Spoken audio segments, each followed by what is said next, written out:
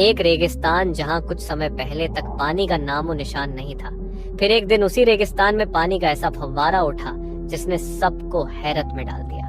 28 दिसंबर 2024 का दिन राजस्थान के जैसलमेर की मोहनगढ़ तहसील के बीड़ी गांव में हो रही थी ट्यूबवेल के लिए खुदाई।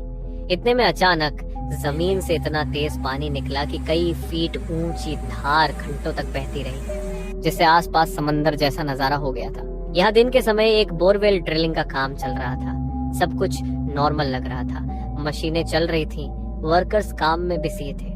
लेकिन अचानक जमीन के अंदर से एक जोरदार धमाके जैसी आवाज आई। इस आवाज ने वहां मौजूद हर किसी को चौंका दिया। कुछ ही सेकंड में उस बोरवेल से पानी की एक मोटी और तेज धार आसमान की ओर उछलने लगी। पानी की लहर इतनी ताकतवर थी कि देखने वालों की रूह कांप उठी।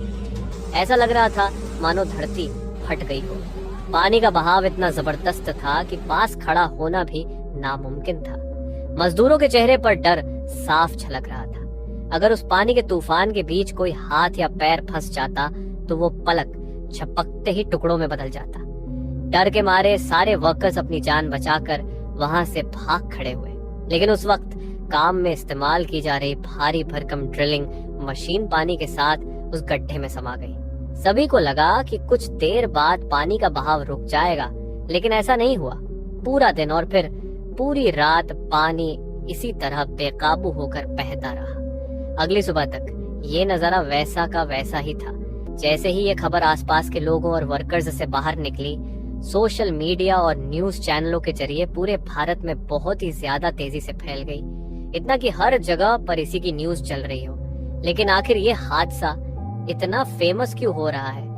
बोरवेल तो बहुत लोग बनाते हैं अपने खेतों में, लेकिन इस बोरवेल को बनाते टाइम ऐसा क्या हो गया कि 2-3 दिन तक पानी बहना रुका ही नहीं और ड्रिलिंग मशीन तक इसके अंदर फंसी रह गई। इसके पीछे की वजह समझने के लिए हमें पहले ये जानना होगा कि ड्रिलिंग मशीन काम कैसे करती है और बोरवेल कैसे बनाए जाते हैं। मान लीजिए हमारे पास 2 टैंक हैं। एक टैंक में पानी है और दूसरा खाली है। अगर हम इन दोनों टैंकों को एक पाइप से जोड़ देते हैं तो पानी बिना रुके खाली टैंक में बहता जाएगा।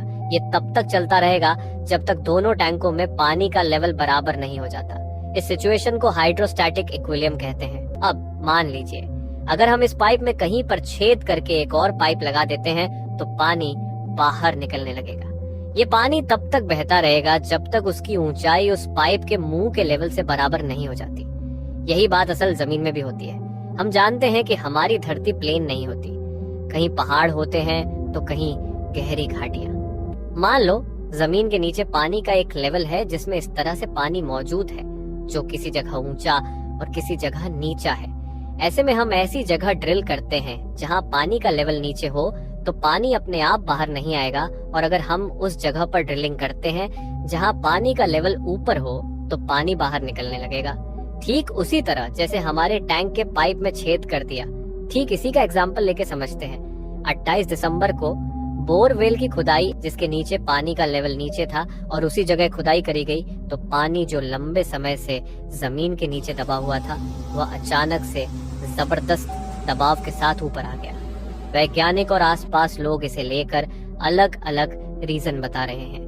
कुछ लोगों का कहना है कि हाल ही में हुई भारी बारिश के कारण इस इलाके में ग्राउंड वाटर का लेवल तेजी से रिचार्ज हुआ है।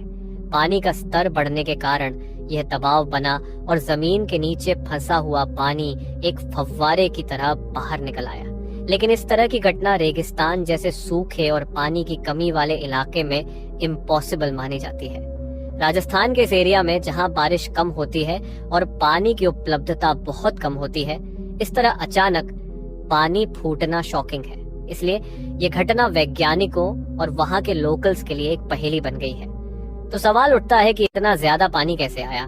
तो कुछ लोगों का मानना है कि यह घटना सरस्वती नदी से जुड़ी हो सकती है। माना जाता है कि सरस्वती नदी का पानी राजस्थान के जमीन के नीचे गुप्त रूप से बह रहा है। सरस्वती नदी हिमालय से निकलने वाली सबसे विशालकाय नदी थी और हजारों साल पहले यह नदी राजस्थान के रेगिस्तानी इलाकों से होकर बहा करती थी। लेकिन समय के साथ यह नदी धरती के अंदर समा गई। माना जाता है कि लगभग 4000 साल पहले यह नदी गायब हो गई थी। इसी नदी के किनारे महाभारत का युद्ध हुआ था। लेकिन जब कोई नदी गायब होती है तो वह अपने पीछे कुछ निशान जरूर छोड़ जाती है। इसरो ने सैटेलाइट की मदद से जब इन निशानों की छानबीन की तो पता चला कि राजस्थान के थार रेगिस्तान के नीचे एक बहुत बड़ी नदी बहा करती थी। इसरो ने इन डेटा के आधार पर एक मैप तैयार किया। अब आते हैं जैसलमेर पर। इंडो पाक बॉर्डर के पास जैसलमेर में बोरवेल का पानी फ्रेश है, लेकिन ये कैसे पॉसिबल है?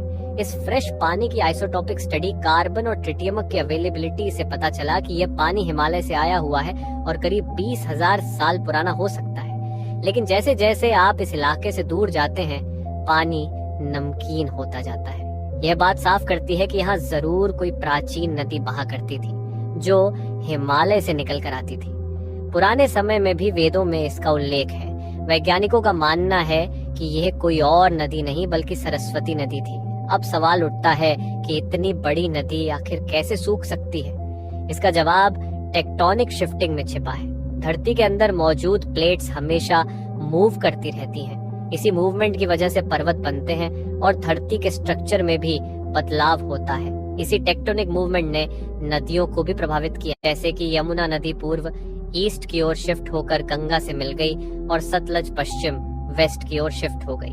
इसी बदलाव के कारण सरस्वती नदी का रास्ता कट गया। जब इसका पानी यमुना और सतलज जैसी सहायक नदियों से नहीं मिल पाया तो यह नदी धीरे धीरे सूखने लगी। आज भी सरस्वती नदी हिमालय से निकलती है, लेकिन इसका पानी रास्ते में ही खत्म हो जाता है या फिर यह नदी धरती के अंदर समा जाती है। इसके पीछे टेक्टोनिक शिफ्टिंग के अलावा क्लाइमेट चेंज और नेचुरल डिजास्टर जैसे और भी कई कारण हो सकते हैं। खैर, अब वापस आते हैं जैसलमेर के मोहनगढ़ के पास, जहां पिछले 3 दिनों से पानी लगातार धरती से बाहर निकल रहा है। सवाल उठता है, क्या यह सरस्वती नदी का पानी हो सकता है जो सैकड़ों सालों बाद धरती से बाहर आ रहा है?